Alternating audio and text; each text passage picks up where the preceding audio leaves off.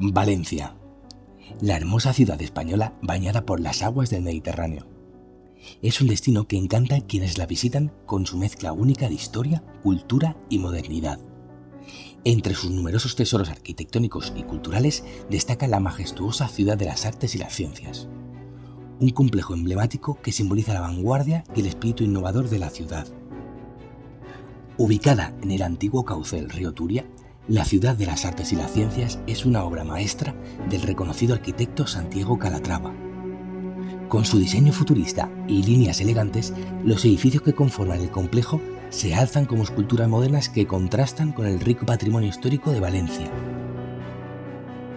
Al adentrarse en este enclave cultural, los visitantes son recibidos por el Hemisféric, un enorme ojo cósmico que alberga un cine IMAX y un planetario. Aquí, los espectadores pueden sumergirse en cautivadoras proyecciones en 3D y 2D que abarcan temas desde el universo hasta la vida en la Tierra, brindando una experiencia educativa y entretenida.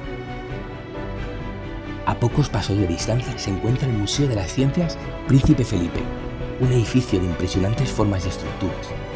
Sus exposiciones interactivas y didácticas invitan a los visitantes a explorar la ciencia y la tecnología desde una perspectiva lúdica y participativa. Tanto jóvenes como adultos se maravillan ante la variedad de temáticas que abarcan desde la biología hasta la robótica, estimulando la curiosidad y el aprendizaje. El Palau de les Arts Reina Sofía es otro destacado edificio de la Ciudad de las Artes y las Ciencias.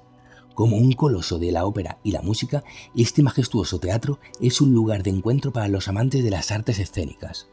Sus escenarios han sido testigos de innumerables actuaciones líricas y musicales que emocionan y maravillan a su entregado público.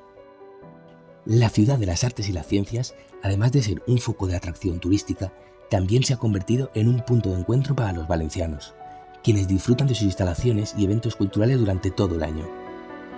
Pasear por el complejo arquitectónico es sumergirse en un universo donde la ciencia, la tecnología, el arte y la naturaleza se entrelazan de manera armoniosa.